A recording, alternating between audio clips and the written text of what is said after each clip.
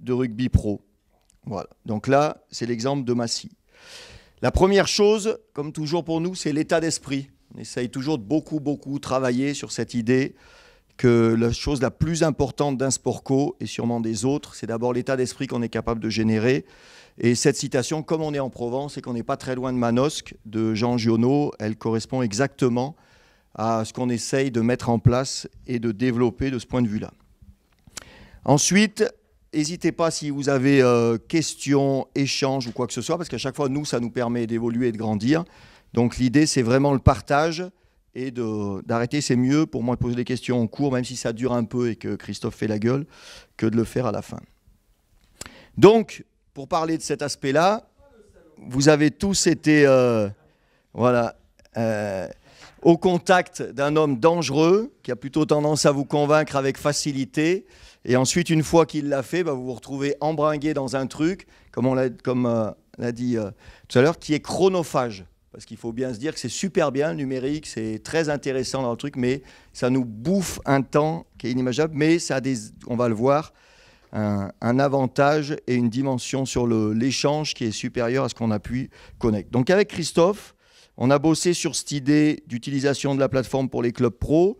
3 ans avec le club d'Oyonnax, où c'était la première fois qu'on le faisait. Ça a vraiment été un aspect intéressant avec un entraîneur qui était avec moi au début, qui en était réfractaire et qui l'est plus du tout aujourd'hui. Donc comme quoi, on progresse. Ensuite, 2 ans avec le club d'Aix-en-Provence, donc toujours sur la même dynamique et en essayant de faire avancer la structure. Et cette année avec le club de Massy. Voilà, donc ça nous fait une petite expérience dans le domaine et à chaque fois l'idée de faire évoluer les outils qu'on pouvait avoir de cette plateforme pour être performant dans le domaine de notre management. Donc pour vous dire un petit mot sur l'aspect du management qu'on utilise sur une équipe pro, donc notre idée c'est vraiment d'impliquer totalement le joueur au cœur du projet et de faire en sorte qu'il soit acteur de ce projet et en permanence d'essayer de le mobiliser pour faire avancer ce qu'on s'est fixé. Il y a 3 grandes étapes pour nous. Première, c'est les valeurs. Si on n'est pas capable de partager un socle de valeurs communes, on ne fera jamais une performance d'exception. On pourra faire le job, mais on ne réussira jamais à atteindre vraiment une performance au plus haut niveau. Donc il y a tout un travail sur cette dimension des valeurs qui nous semble indispensable. Et sur le rapport au lien humain. Le deuxième, c'est la notion d'objectif. C'est ce que je vais plus développer aujourd'hui. C'est une idée de base qui fait que quand on veut faire quelque chose, on est toujours plus performant que quand on doit faire quelque chose. Donc l'idée, c'est mettre les joueurs dans une perspective où c'est eux qui ont choisi l'objectif qu'ils souhaitent réaliser. Et le troisième, j'en parlerai pas aujourd'hui, c'est la notion de règles. Parce que quel que soit le projet humain, s'il n'y a pas des règles qui sont acceptées de tous, il n'y a rien qui fonctionne. Donc cette notion de règle est aussi difficile qu'elle puisse être pour certains, elle est indispensable et elle nécessite d'un travail par rapport à cette dimension. Donc sur l'aspect des valeurs, je vous en touche un mot juste rapide, le problème qu'on a aujourd'hui, c'est que les valeurs, elles sont utilisées à toutes les sauces et qu'elles sont tellement dans notre société du quotidien qu'elles en deviennent totalement éphémères. Donc il y a tout un travail à faire sur cette dimension pour essayer de passer ce que j'appellerais la communication des valeurs à un réel management des valeurs. Il n'y a qu'à prendre, là vous avez d'un côté un partenaire historique de la fédération qui aligne toute une série de valeurs les unes après les autres avec une photo de rugby. Et de l'autre, aujourd'hui vous avez notre fédé de la même manière qui impulse toute une dimension de valeurs. Moi, aujourd'hui, encore plus qu'avant, il me semble que le sport, il est porteur d'aucune valeur. Aucune. C'est la manière de l'entraîner, de le manager, de le diriger, de le supporter, qui va faire qu'on va donner un sens aux choses et que ça va apporter des valeurs. Mais il n'y a pas plus de gens meilleurs dans le sport que dans l'autre. Voilà, ça c'est vraiment un point de vue. Et après, il y a toute une dimension dans laquelle il faut rentrer pour que les gens trouvent du sens à ce qu'on fait et fassent en sorte que ça représente vraiment quelque chose qui soit transférable dans la vraie vie. Voilà, donc j'ai plein d'exemples là-dessus, mais en 20 minutes, ce n'est pas le sujet d'aujourd'hui. Sur cet aspect-là, ça renvoie à quelque chose qui est essentiel, qui est la culture, l'identité et le territoire sur lequel on se trouve. C'est-à-dire qu'on ne peut pas parler d'un management qui soit universel, que je pourrais vous présenter, etc. Il y a un temps qui est indispensable pour travailler sur quelle est la particularité du lieu dans lequel je me trouve, quelle est l'histoire de ce club, quelle est la culture qui a été développée, quelle est l'identité forte du moment et comment est-ce que je vais mettre tout ça bout à bout pour que les joueurs y trouvent un sens, connaissent déjà cette partie et y adhèrent. Donc ça, moi, je n'ai pas assez encore, de mon point de vue, utilisé la plateforme sur cette dimension-là. Et c'est en faisant la présentation que je me suis dit que je devrais mettre des petits aspects là-dessus, sur l'histoire d'un club, les moments forts, le palmarès, et des dimensions de ce type que, voilà, que jusqu'à aujourd'hui, c'est vrai que je n'ai pas utilisé. Par contre, toute la dimension de la stratégie identitaire, c'est celle qui est sous-jacente à tout ce que je vais vous présenter. L'idée qu'on mobilise les gens autour d'une identité à laquelle ils ont envie de se raccrocher. Donc il y a des identités, évidemment, plus le territoire est fort, plus la culture est forte, plus c'est facile. Donc je ne prendrai qu'un exemple, mais il est important sur l'aspect contextuel. C'est la catanalité, par exemple, qu'on peut avoir autour de Perpignan. C'est vraiment un club qui a su générer, dans une région qui est extrêmement rugby, la dimension autour de cette catanalité, d'aller s'approprier le territoire de Barcelone et d'aller montrer à ses supporters qu'il y avait quelque chose de particulier à y être. Seulement, ça ne suffit pas pour être performant. La meilleure preuve, c'est que cette année, Perpignan visait une qualif en Coupe d'Europe et il se retrouve relégué en Pro D2. Donc il y a une dimension qui est importante entre cet aspect sur lequel on peut vraiment mobiliser et impliquer les gens, et puis évidemment la dimension de la performance qui fait appel à d'autres leviers, mais là c'est pareil, ce n'est pas le sujet du jour. Sur cette dimension-là, il me semble qu'il y a un autre aspect qui est essentiel, en plus de ces trois-là, de la culture, d'identité du territoire, c'est le contexte. C'est-à-dire que sur le rapport au contexte, moi j'ai eu la chance de partir entraîner 1 an au Japon. Tout ce à quoi je croyais dans le domaine du management s'est effondré au Japon, ou plutôt a été une très très bonne image d'à quel point la culture pouvait être forte et qu'on ne pouvait pas lutter contre la culture. Voilà, nous, dans notre culture occidentale, il nous semble qu'il faut d'abord être solidaire pour pouvoir construire quelque chose. Au Japon, la solidarité, c'est un énorme handicap. Voilà, c'est le pire handicap que vous pouvez rencontrer dans une équipe, et notamment de sport co, parce que les gens le sont tellement que ça verrouille absolument tout le système sur lequel vous avez l'habitude, tous les leviers sur lesquels vous avez l'habitude de fonctionner. Et la prise d'initiative, quasiment, elle n'existe pas. Donc en sport co, sans prise d'initiative, c'est super compliqué. Donc ça, c'est un aspect, cette dimension du contexte, qui me semble importante aussi à prendre en compte. Si je reviens à mon cas d'aujourd'hui, c'est-à-dire à la dimension de Massy, Massy, c'est un club de banlieue et qui est fier d'être un club de banlieue. Donc les choses sur lesquelles on peut vraiment s'appuyer, c'est tout le côté cosmopolite du club qui est formé de beaucoup de joueurs et beaucoup de joueurs qui viennent d'horizons très différents, pas seulement de la banlieue, mais d'autres joueurs qui viennent notamment sur l'Amérique du Sud où on est plutôt dans le rugby sur un côté très bourgeois, presque noble, et qui se retrouvent avec des joueurs qui, eux, sortent des quartiers et ont cette chance de pouvoir utiliser le rugby pour ça.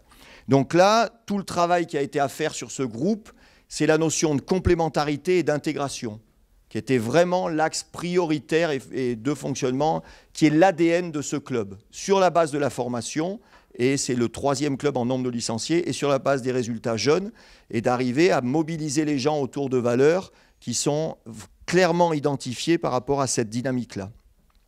Donc on fait, sur cet aspect, un travail avec les joueurs, toute la pré-saison, pendant 2 mois, où on les fait travailler sur quelles sont les valeurs qui leur parlent, parce que si on ne s'intéresse pas aux gens, c'est impossible d'accéder aux valeurs. Et à partir du moment où ils ont été capables d'exprimer quelles étaient les valeurs qui les animaient dans leur quotidien, comment on fait pour les rassembler?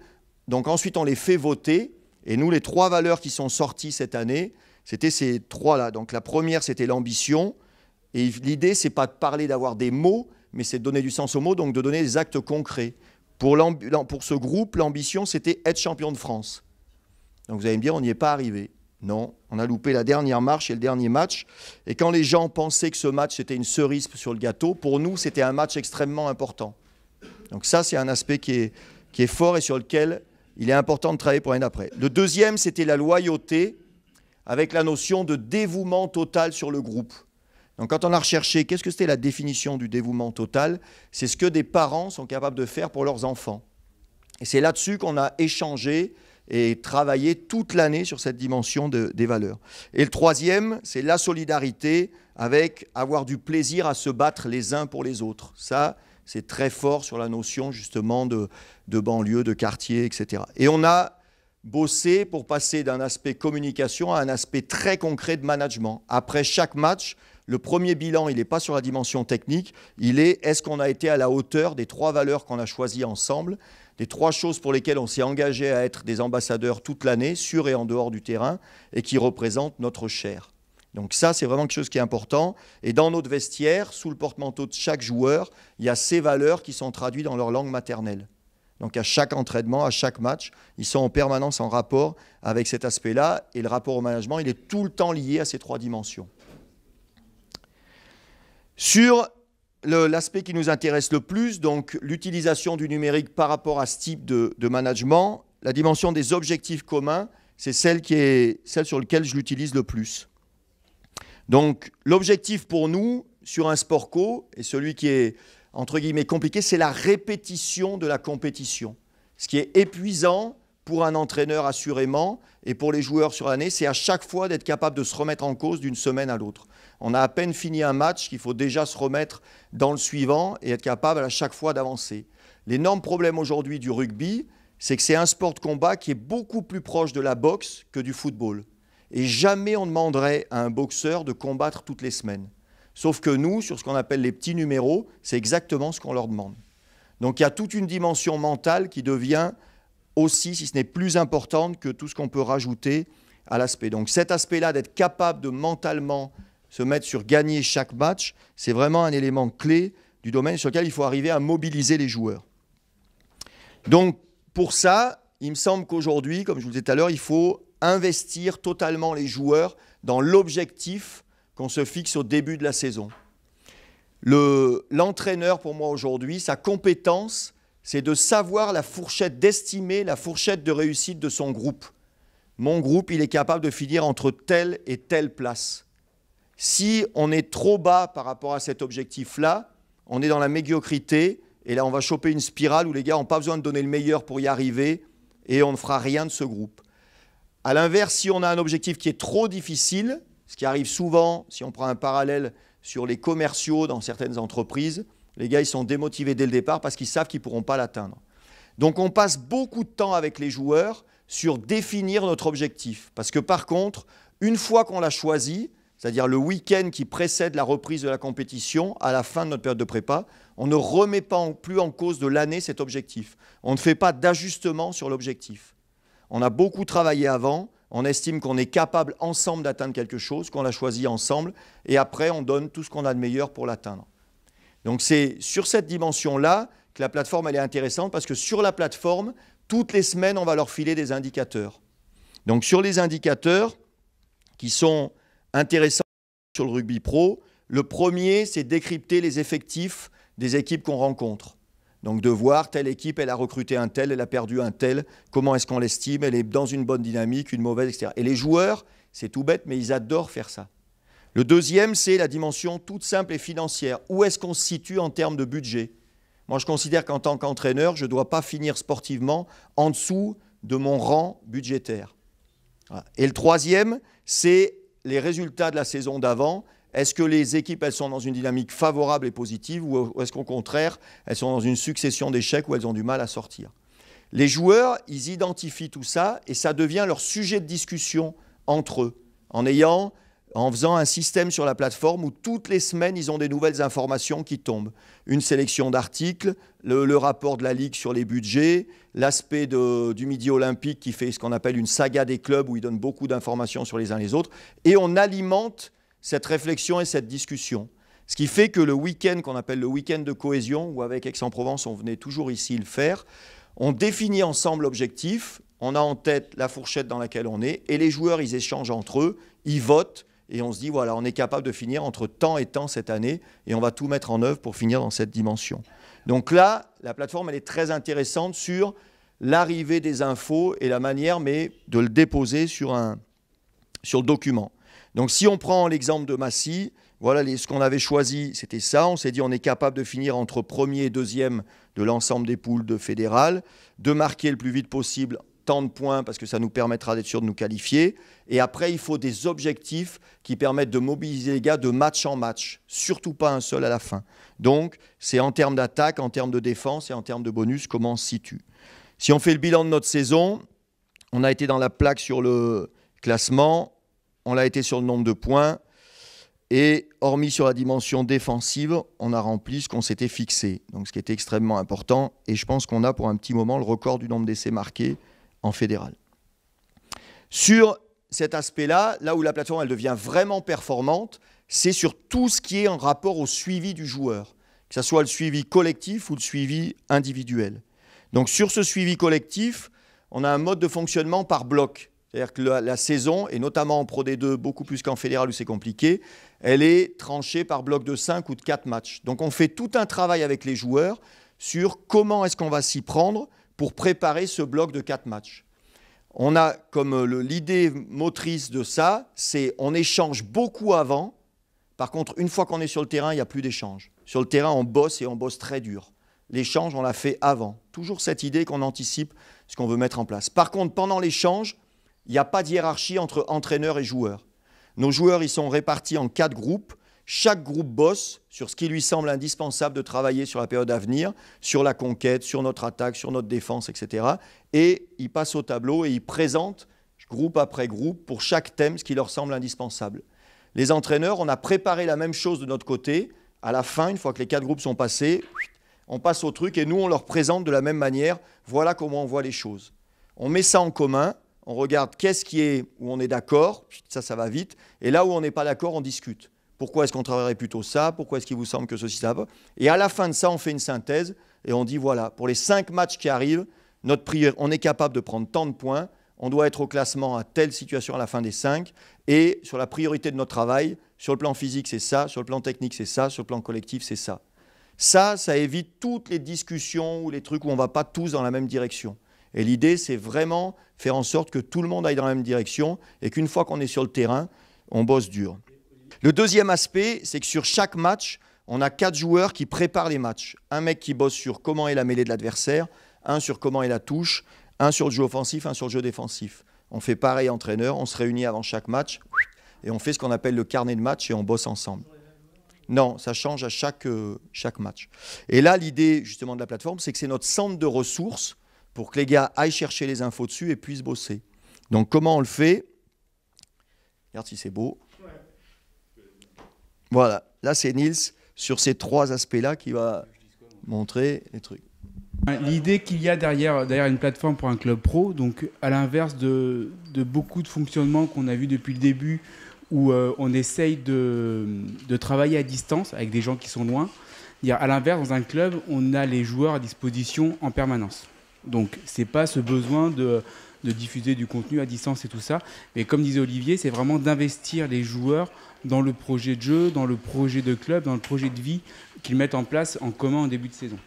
Donc, quand Olivier il a dit qu'il fallait qu'ils mettent en place une plateforme, déjà, la première chose, c'était de dire on va mettre en place des choses sur la plateforme à qui on va ouvrir les accès. Donc, il y a eu un gros travail sur ouverture des accès, fermeture des accès, à qui on ouvrait.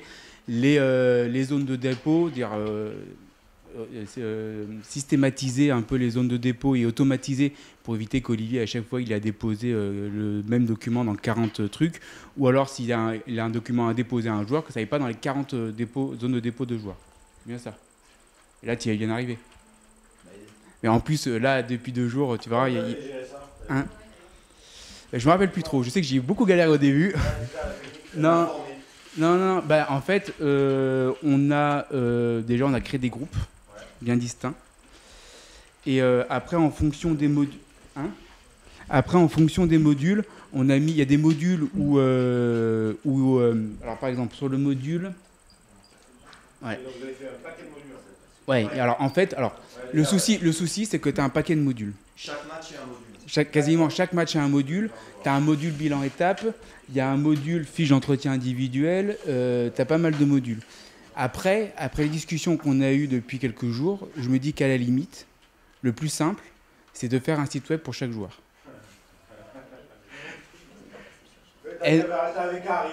Et non, mais de toute façon, il n'est pas inquiet, il sait que c'est moi qui vais lui faire derrière. Donc ça, c'est pas un souci. Non, en fait, l'idée, ça serait quasiment de faire un site web pour chaque joueur où tu remets sur chaque page les valeurs et tout ça, les trucs communs. Mais chacun, après, via son site web, a accès à ses propres documents. Et notamment, on le verra après, pour les prépas de match. Exactement, ouais. Et après, tu renverrais à chaque module. Alors, par exemple, si on prend les bilans étapes, donc il y a le module bilan étape, où il a fait... donc là, on voit sur le côté, il a fait ses quasiment 7 modules bilan étape. Donc là, chaque joueur y a accès. Et chaque joueur, du coup, après, peut aller voir le bilan étape. J'ai ouvert les pages en amont parce que comme ça permet d'aller plus vite. Hein. Ouais. Donc là, par exemple, il a accès au bilan étape. Donc, ouais. Chaque joueur a en lecture le résultat et il y a un joueur qui a en dépôt. Alors en fait, ça dépend du module. Par exemple, sur les modules bilan étape, tous les joueurs ont accès au bilan étape. Parce que c'est quelque chose. Quel rôle? Un rôle d'étudiant. D'accord, ils lisent. Ils lisent, c'est en simple lecture, ils n'interviennent pas dessus. Non. D'accord. Nous on fait la synthèse écrite. Et par contre, quand c'est. Mais c'est toute la différence. Mais sur le job que tu fais faire individuel sur les 4 postes, enfin sur les 4 moments, le joueur qui est chargé de faire l'étude de la mêlée, c'est lui qui va déposer, en plus du job des entraîneurs. En général, ça passe par toi. Le doc, non? On fait une réunion entraîneur-joueur. Eux, grâce à la plateforme, ils ont eu toutes les mêlées de l'équipe adverse. Ouais. Donc ils sont allés voir. Ouais, ils sont allés machin. Ils font leur bilan. On fait une réunion entraîneur. D'accord. C'est ce produit-là qui est mis à disposition des autres. On fait un montage qui correspond à ce qu'ils ont voulu faire ressortir. D'accord. Donc c'est un produit fini. C'est un produit fini qui vient d'une concertation qui est mis à disposition d'un grand groupe. Non, donc la vidéo, elle a deux aspects. Toutes les vidéos collectives, l'idée c'est de voir les progrès qu'on fait, c'est d'identifier quand on fait notre bilan étape, quels sont les problèmes qu'on a rencontrés sur les matchs. Donc on repart de ça pour voir ce qui a fonctionné, pas fonctionné, sur quoi il faut qu'on mette l'accent. Donc quand tu me dis la durée de vie, c'est un bloc, c'est 5 matchs et elles nous servent pour le match retour. Comme nous on fait match aller, match retour, on se rappuie sur voilà ce qui nous aurait été arrivé à l'aller, une demi-saison. La vidéo individuelle, où elle est très importante, c'est pour l'entretien. Donc sur la dimension du suivi individuel, ce dont on vient beaucoup de parler avec ce rouge, c'est justement cet aspect-là où c'est le plus intéressant sur tout ce qui peut en être. Et nous, on a essayé d'associer cette notion de vidéo et de retour, etc., avec l'idée que le joueur, il était capable d'être acteur de sa propre progression. C'est le plus important dans ce qu'on y a mis en place. Donc sur la démarche, sur une relation de confiance, il n'arrive plus en se faisant flinguer, il arrive en disant « je vais d'abord faire mon auto-évaluation ». À partir de là, si on est d'accord, ça va vite. Et 99% des cas, on est d'accord. Le joueur, il sait très bien où il a été bon, où il ne l'a pas été. Et c'est ensuite de voir sur quoi est-ce qu'il faut qu'on travaille. Pour moi, l'aspect le plus important, c'est que ce n'est pas les points faibles qui m'intéressent. C'est que le joueur, on l'a recruté parce qu'il a des gros points forts. Et on veut que ces points forts, il les mette au service de l'équipe. Les points faibles, il faut les minimiser, mais ce n'est pas là-dessus qu'on va passer du temps. Ce qu'on veut, c'est que là où il est bon, vraiment, il l'apporte à l'équipe. Et ça, c'est important. Et ensuite, on a un outil qui est celui-là, mais ce n'est pas l'outil qui compte, c'est vraiment la démarche où justement, à partir de ces vidéos et à partir de son comportement à l'entraînement, etc., le joueur, il va s'auto-évaluer. Et donc, on a deux grilles. Une grille qu'on appelle humaine, qui est exactement la même pour tout le monde. Le joueur, il s'évalue là-dessus, très faible, faible, moyen, bon, très bon, tac, tac, tac. Moi, je fais la même chose de mon côté. On se retrouve en entretien, pas face à face, mais côte à côte. On pose les deux papiers à côté, on regarde là où on est d'accord, ça va vite, là où on n'est pas d'accord, on discute. Et on se fixe 3 thèmes essentiels pour les 10 matchs qui arrivent. Donc ça, c'est tous les 10 matchs. Et là, le joueur, du coup, ça le met dans une dynamique où il sait exactement ce que j'attends de lui. Il n'y a pas de doute sur l'interprétation. Moi, il me semble qu'aujourd'hui, ce qui nous tue dans notre société, c'est l'interprétation. On dit un truc au gars, il n'entend jamais ce qu'on lui dit. Donc le mieux, c'est que ça commence par venir de lui et qu'après, on puisse travailler là-dessus.